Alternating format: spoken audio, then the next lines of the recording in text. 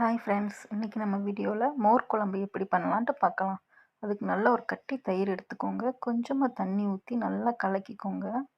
அதோட கொஞ்சமாக ஒரு 1/4 ஸ்பூன் அளவுக்கு மஞ்சப்பொடி போட்டு நல்லா கலக்கிக்கோங்க. அதோட ஒரு 1/2 ஸ்பூன் உப்பு, மூணையும் சேர்த்து நல்லா கலக்கிக்கோங்க.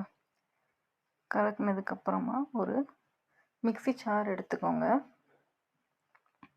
அந்த மிக்ஸி ஜாரில் ஒரு கொஞ்சமாக இஞ்சி, கொஞ்சமாக மல்லிச்செடி, ஒரே ஒரு பச்சை மிளகாய், மூணையும் போட்டு நல்லா அரைச்சி எடுத்துக்கோங்க. இப்போ ஒரு கடாயை சூடு பண்ணிக்கோங்க. அதில் ஒரு 3 ஸ்பூன் கடலை எண்ணெய் ஊற்றிக்கோங்க. அப்புறம் ஒரு 1/2 ஸ்பூன் கடுகு, ஒரு 1/2 ஸ்பூன் சீரகம்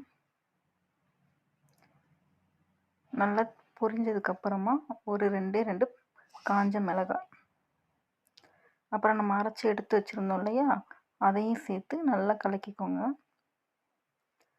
நல்லா லைட்டாக ஒரு கிண்டு கிண்டி விட்டுட்டு அதுக்கப்புறமா நம்ம அரைச்சி வச்சுருக்கிற அந்த தயிரை சேர்த்துக்கோங்க. நல்லா கிண்டி விட்டுக்கோங்க. அந்த பச்சை மிளகாய், இஞ்சி அதோட பச்சை வாசனை போகிற அளவுக்கு நல்லா கிண்டி விட்டுக்கோங்க. ரொம்ப கொதிக்கணும்னு அவசியம் இல்லை. கொஞ்சம் நார்மலாக கொதி வந்ததுக்கப்புறமே நம்ம இறக்கிக்கலாம். இந்த அளவுக்கு கொதி வந்துச்சு அப்படின்னாலே போதும்.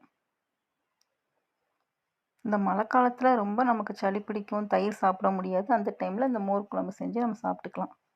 Thanks friends.